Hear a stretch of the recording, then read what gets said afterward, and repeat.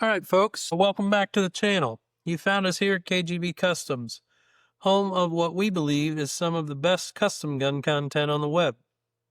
Thanks for stopping by. We share these custom guns in hopes of sharing some knowledge and to catalog some of the great pieces that come through our shop. If you guys aren't already subscribed to the channel, I'd like to take this moment now to invite you to do so. If you don't want to subscribe, that's fine too. Feel free to like, comment, share this stuff with your gun friends. It's a unique channel here, and I realize that there's not a lot of shops that get a steady flow of custom handguns through as we seem to do. I'm totally blown away and blessed at the opportunities that have presented themselves to me in the past 5 or 6 years to handle some of the best custom handguns in the world. Today we've got a neat one. I've shared a number of Richard Heinie guns.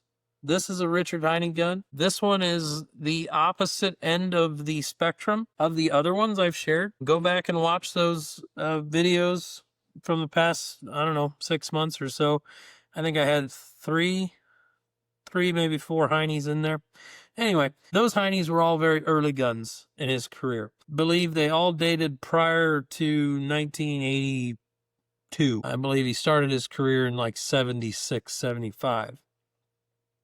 This gun is on the other end of that. This gun is RH442. To put that into perspective, I had like RH16, RH24, and RH100 something in here that I can recall off the top of my head. So this one is a lot of guns later. This gun was built by Heiny. Let's see here. I've got, his scan of his build sheet here. The build was completed October 23rd of 2007. So that's pretty new in the scheme of Richard Heinie's career.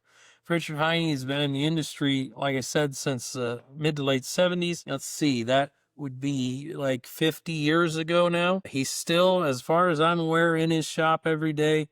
I don't know how much gun work he's really doing at this point. I know they still offer site installs, and I assume that keeps him fairly busy with their custom site business. This gun's based on a Springfield Armory 1911A1. Probably started as a mil spec, I'm almost sure. The relationship between Richard and Springfield Armory goes back quite a ways as well. Not that he really worked for them or they worked for him or anything like that, but he certainly built a lot of Springfields later in his career. His shop was not far from their shop, and they were mutually respected by one another. This would be Heinie's tactical carry package, which, as far as what is included in that package, the gun is tightened up. This gun doesn't have really any swiggle or slop in it. We've got a flat top and serrate job on the top of the slide there. The back of the slide is really nicely hand serrated from top to bottom on the slide to include the ejector and extractor. The gun is really nicely dehorned for use, for carry. This is a gun I would not hesitate to throw in a holster today and load up and ride with it.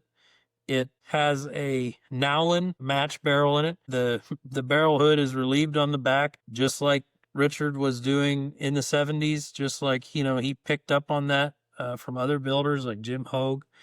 And, it's neat to see it still being done by him all these years later. I suppose you get in a way of doing things and continue to do them. The gun has a match bushing, and that has what EGW sells it as a monogram part. Of course, we have the Heiny H in that monogram part. And it's kind of a neat part if you want to brand your guns that way. The recoil cap here can't rotate. It's slightly larger in diameter, around 2/3 of it, so that it nestles into the barrel bushing nicely. The gun, being a tactical carry package, has a ambidextrous safety. That one looks to be probably an older Wilson. It's so nicely softened, it's hard to tell what the original shape was because he did a good job of carry beveling that.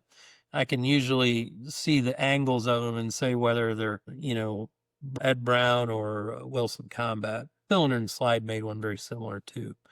The gun has a Wilson bulletproof slide stop, so that's probably a clue as to where the safety came from as well. An STI lightweight trigger.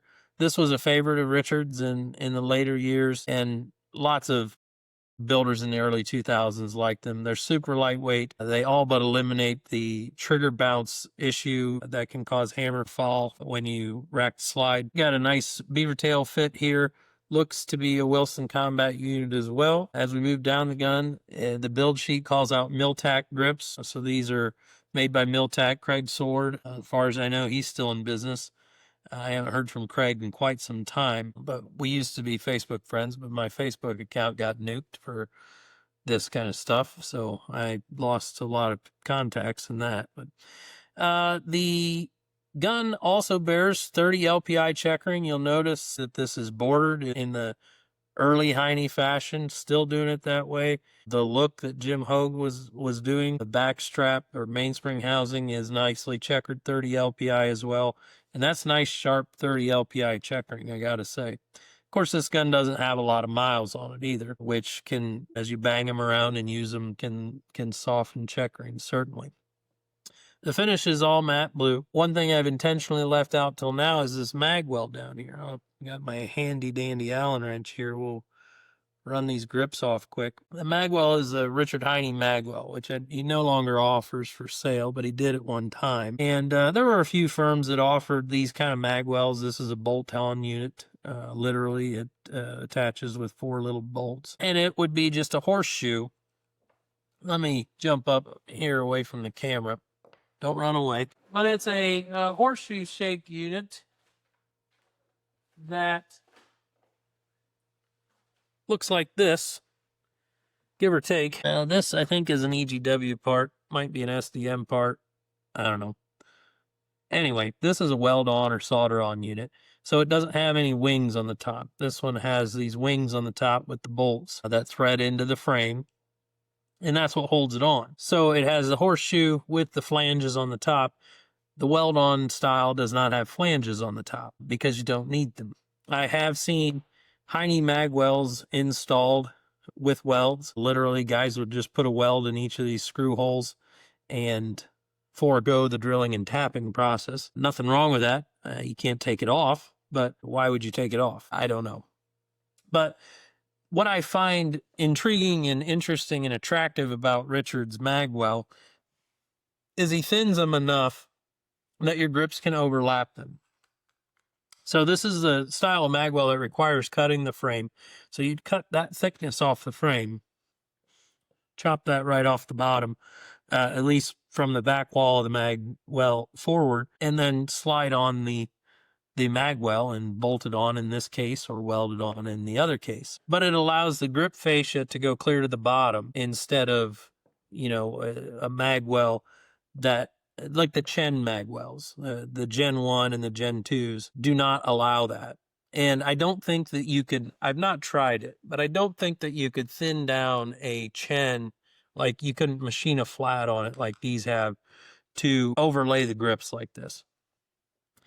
Now, the only issue with that, of course, is the grips have a bit of an intricate inlet to go over all that business. But Heinie and Miltac and Hogue used to offer grips for them. I don't know if any of them still do, but it's certainly anyone with a mill and half a brain could make a set out of a standard flat bottom set of grips, should they wanted to.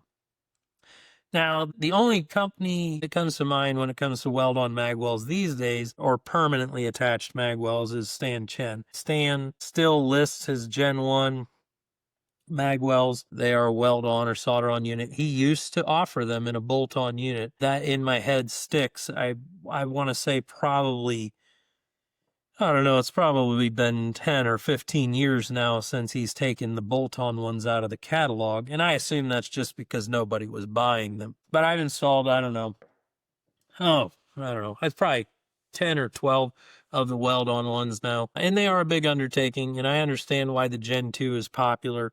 I'm not a Gen 2 guy, nothing against the part. Stan makes a great part. It's a very well thought out part. It's almost like cheating when compared to the amount of work that a Gen 1 is. But much like I'm not a bright yellow car guy, so I wouldn't drive a bright yellow car.